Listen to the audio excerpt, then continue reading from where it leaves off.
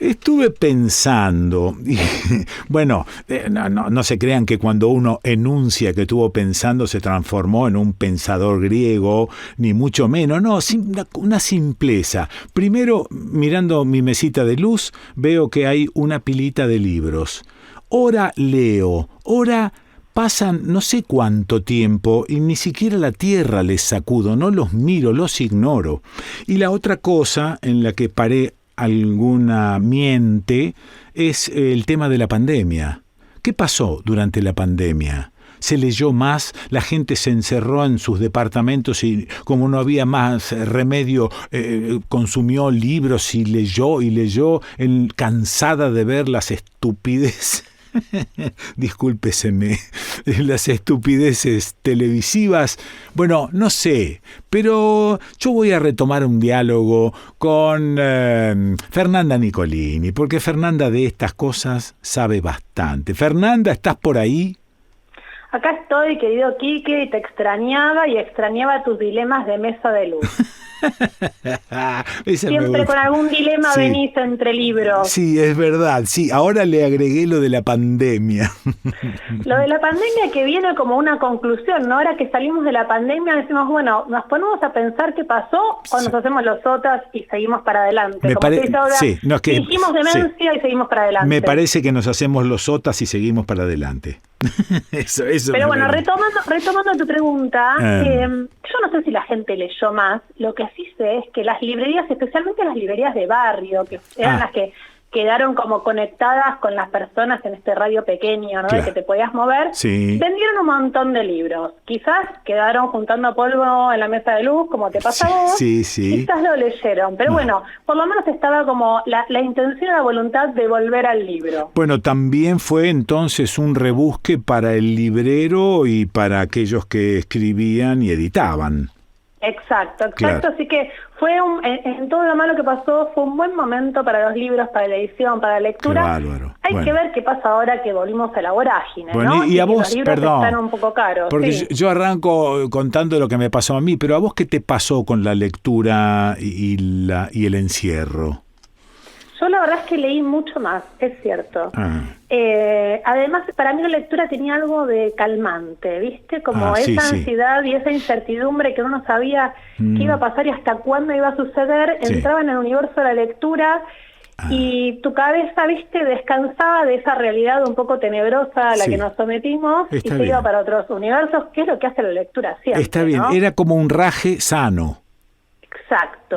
Pero también pensaba como que era un modo de reinterpretar la realidad, porque viste cuando vos lees libros, como también pasa con el cine, las películas, o incluso hasta una canción, como que les empezás a dar otro significado de lo que está pasando en tu vida real también, ¿no? Como que te aporta otras miradas y otras interpretaciones que vienen de otros universos. Claro, te amplía un poco la mirada, la lectura.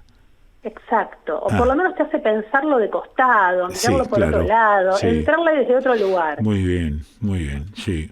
Bueno, ¿y qué estuviste leyendo para recomendarme? Mira, justo pensando esto de cómo volver a ciertos lugares de otro punto de vista, no sé de otro punto de vista, pero de otros modos, pensaba en esta fecha que nos toca, que es el 24 de marzo, ¿no? Que, nada, a mí siempre me moviliza. Creo que, bueno, espero que a todos nos movilice, pero especialmente me parece como una buena fecha como para que funcione de excusa o de punto de partida para volver a leer ciertas cosas, para volver a pensarlas. Me pasó que vengo del acto escolar de mi hijo, que empieza a primer grado, ¿no? Y fue un acto muy lindo, leyeron un texto muy lindo sobre la memoria, y también hicieron como una crónica de lo que pasó en aquellos años, nombrando las cosas como son. Entonces yo decía, ¿cómo incorporar a mi hijo toda esta información a su modo, a su tiempo? Y qué necesarios son ciertos libros para incorporar esta historia, ¿no? Incluso pensaba que muchos de los padres que estaban ahí escuchando el acto y lo que leía la maestra, ni siquiera habían nacido en el 76. Hay toda una generación de padres y madres. Yo nací en el 79 y soy de las más grandes en esa primaria. Claro.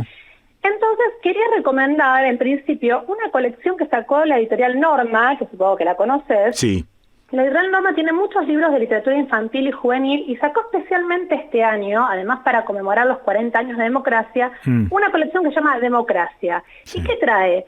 Trae libros para todas las edades de autoras y autores espectaculares tipo Liliana Bodoc, Adela Bach, Laura Ávila, Margarita Mainé, que quienes leen literatura infantil y juvenil las reconocen porque son autores espectaculares, Federico Lorenz. Son libros que abordan los valores democráticos, la memoria, la convivencia en democracia, a través de la ficción y a través de relatos que los chicos, de acuerdo a su edad, pueden asir, pueden interpretar. Esto que hablábamos de la interpretación de la realidad. Y me parece que está buenísimo por si uno quiere leer con sus hijos, sus nietos, no sé, leer en una escuela. Les recomiendo esta colección nueva que se llama Democracia, editada por Norma. Y un datito, que si llegan a estar en Buenos Aires, en el stand de Norma de la Feria del Libro, va a haber todo un despliegue de esta colección, creo que va a haber algo interactivo, se va a poder participar, así que les tiro el dato para que agenden. Ahora, es interesante esto que apuntás de la escuela de tu hijo, porque creo que antiguamente se pensaba, bueno, no les vamos a hablar de estas cosas a los chicos, porque o no lo van a entender, o porque no van a saber interpretar, y resulta ser que los pibes saben e interpretan. Totalmente, claro. Totalmente, y por eso está bueno nombrar, decir, siempre con las herramientas que se tienen a mano para que también, digo, esté acorde a cada edad, como decíamos, pero nombrar y decir las cosas que sucedieron siempre suma. Sí, es verdad, es verdad. Siempre suma. Bueno, y volviendo y siguiendo con esta temática, ¿no? Que me agarro como el 24 de marzo como disparador de lecturas, quería recomendarte un libro que acaba de salir, que se llama El nunca más de las locas, Resistencia y deseo en la última dictadura, de Matías Máximo, y lo publicó Editorial Marea. Mira, El nunca más de las locas retoma un título de un ensayo de Perlonger que se llamaba El sexo de las locas, que funciona como epígrafe, que era un ensayo que escribió Perlonger en 1984, donde retomaba un poco qué pasaba con la comunidad gay, lesbiana, travesti, trans en el regreso de la democracia. Pero lo que hace Matías Máximo, que me parece súper interesante, es rastrear y preguntarse qué pasaba con la comunidad de gay, lesbianas, travestis y trans durante los 70, ¿no? ¿A qué tipo de violencia, de clandestinidad y de persecución fueron sometidos y sometidas? Porque uno cuando recupera la historia de la persecución política y de la represión y de los centros clandestinos y demás, siempre se enfoca como en la militancia política, ¿no? En las organizaciones armadas, en los partidos, en los militantes. Pero de algún modo, la comunidad LGTB+, como se le dice ahora, que en ese momento eran gays, lesbianas y travestis, básicamente, como se percibían y definían, tuvieron como, yo diría, casi una triple clandestinidad. Porque lo plantea incluso Matías Máximo en el libro, ahora te voy a contar bien cómo está estructurado, porque es muy interesante. Porque por un lado, vivían en la clandestinidad por el solo hecho de su orientación sexual, porque ya de por sí había una brigada de moralidad, una policía que los perseguía porque estaba prohibido. Claro. A eso, con la dictadura, se suma el ensañamiento que tienen los grupos de tareas, la policía, cualquiera que se arrogara el derecho, entre comillas, de detener a alguien. Se ensañaba por el solo hecho de encontrar una persona con una diferente orientación sexual, también basada en esta doctrina, ¿no?, de esta moralidad occidental y cristiana. Pero por otro lado, los partidos políticos, ya llevados a la organización de militancia y a la lucha armada, también rechazaban lo que no era heteronormativo. También rechazaban que un militante fuera gay, una militante fuera lesbiana, y también tenían que tener una clandestinidad de orientación sexual quienes militaban. O quedaban afuera o tenían que disimularla. Sí, señora, sí. Y después hay como una tercera clandestinidad o borramiento o si se quiere como silenciamiento de esta memoria que ocurrió en el nunca más con la CONADEP, y de ahí también como el título del libro, ¿no? Porque cuando la CONADEP hace la investigación acerca de las desapariciones, las torturas, los centros clandestinos y demás, no toma nota de las orientaciones sexuales de las personas que habían sido víctimas de la represión, ¿no? Sí. No repara en eso, excepto por el rabino Meyer, que en un momento hace como un cálculo medio estimativo de que han sido 400 las personas que habían sido torturadas, detenidas o hasta desaparecidas, vinculadas a su orientación sexual. Sí, sí. Entonces, imagínate como que ya el punto de partida de este libro trae un montón de cosas que por ahí por separado en algún momento las escuchaste, pero que no estaban como puestas en contexto, organizadas y puestas dentro de un paradigma que es el nunca más, ¿no? De cómo reconstruimos nuestras memorias y cuáles son como las voces y las memorias que entran en esa historia que nosotros reconstruimos. ¿Por qué las memorias de las travestis, de los gays y de las lesbianas no estaban recuperadas como parte de este nunca más? Pero ¿no? tiene un IVA, ¿no? Un valor agregado a esto que decís de la memoria, la revelación más los recuerdos.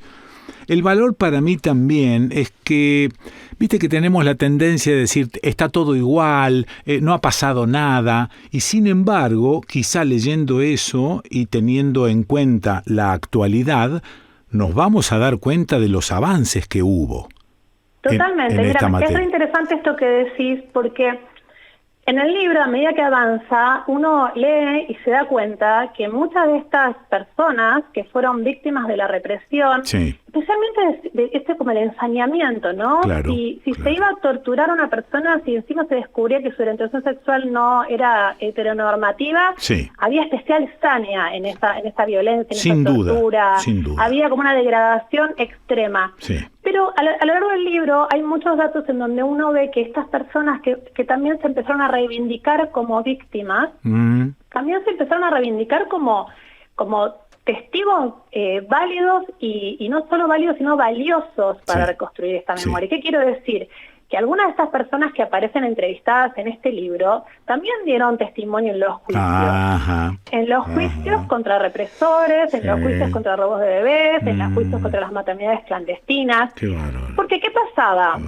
En varios casos, por ejemplo, detenían a una travesti y la detenían, no por persecución política, sino simplemente por ser travesti, y la llevaban, por ejemplo, a una comisaría. Esa comisaría podía ser la comisaría de Banfield, donde funcionaba el pozo de Banfield. Y de hecho está el testimonio de Valeria del Mar Ramírez, a cual la detienen, la llevan a la comisaría de Banfield, la maltratan, también la torturan, también la violan, le hacen, todo lo que uno se puede imaginar que hacía la dictadura con las personas a las que detenía, pero no compartía el lugar de detención con los detenidos desaparecidos en ese momento. Sin embargo, ella cuenta que, por ejemplo, en un momento va al baño y ve a una mujer que está teniendo un parto en el baño, ¿no? Y está con un bebé, o escucha un llanto. Entonces, con el tiempo, y además también con el tiempo en el cual estas personas se sienten reivindicadas en tantos seres humanos, ¿no? Se da cuenta y claro, su testimonio es muy valioso para un juicio. Y también que ella fue víctima de esa represión. Pero el libro plantea, dice, ¿por qué recién ahora, ciertas trans, travestis, gays, lesbianas empiezan a dar su testimonio? Especialmente en el caso de travestis y trans. Claro, ¿por qué iban a denunciar algo al mismo sistema que todavía las seguía persiguiendo? Eso es. Porque hay que pensar que, la dictadura terminó, vino la democracia, pero la ley de identidad sexual fue hace poquitos años. Seguramente que sí. Y hay provincias en donde los edictos de moralidad, siguieron hasta casi fines de los 90. ¿No? Impresionante lo que describís. Es muy impresionante. Bueno, es un libro necesario y duro al mismo tiempo, ¿no? Necesario y duro, y creo que el hallazgo del libro, que creo que estos tipos de libros es en especial, por lo cual a mí me interesan mucho, es que también está basado en muchos testimonios y son microhistorias que iluminan historias mayores. Entonces están las microhistorias de las personas que se iban al Delta y armaban fiestas paralelas, clandestinas, para seguir viviendo por fuera de la lógica de la dictadura. Después está la historia de quienes armaron el Frente de Liberación Homosexual, están las historias de los que se cruzaron o de las que se cruzaron con la militancia y qué les pasó y cómo se incorporaron o cómo los expulsaron. Aparece Noy, aparece Daniel Molina, aparecen nombres que vamos a reconocer. Y entonces las microhistorias hacen que todo se vea como muy real y que lo vivas en carne propia también, ¿no? Es como cuando vos contás la historia con grandes relatos, no te queda nada. Cuando vas a la microhistoria y al ejemplo de la persona que vos conocés y por ahí te encontrás en una lectura como Noy, dices, a Noy le pasó esto, ¿no?